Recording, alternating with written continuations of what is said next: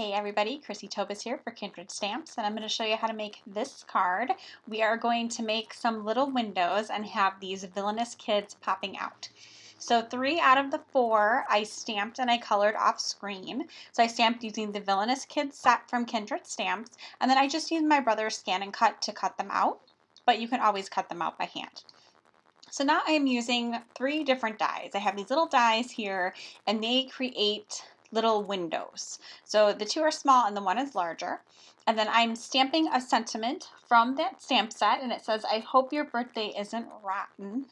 So that goes perfectly with those little villainous kids there. And now I'm going to show you how I colored the kids in.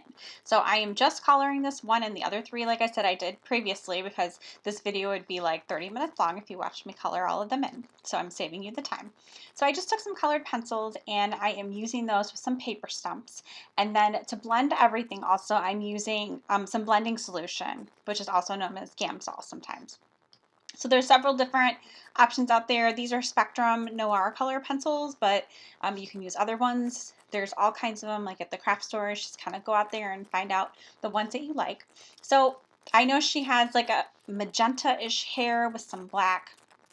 And then her outfit is also like magenta and purple with green, and she has some gold. So I didn't add gold to the outfit, but I do add it later. So I just kind of add the colors in, blend them as needed, and I just kind of made it work and added her skin tones and everything in.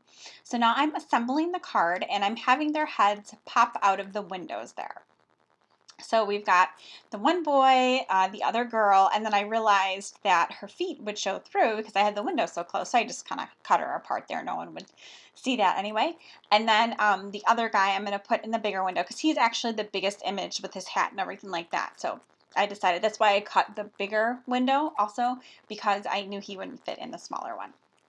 So then I just kind of assembled everything with foam squares and put them on a backer.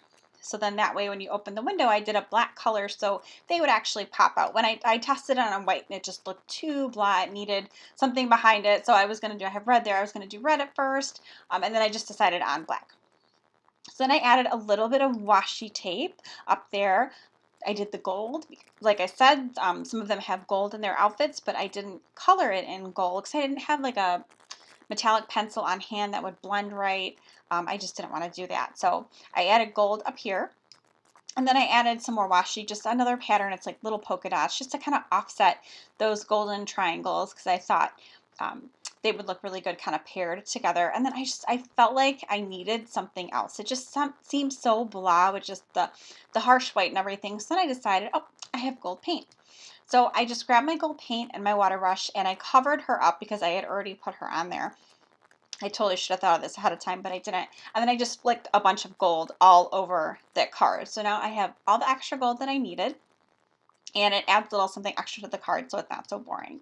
And then I just mounted everything on a pink cardstock base. So it's a standard A2 size card, 4 1/4 by 5 1/2. It just opens to the top. So it's all mounted on there. I'm using the foam to pop up with the windows and then regular, so it's nice and flat on there. So here's the finished card, a little close up for you. Thanks for stopping by, and I hope you have a great day.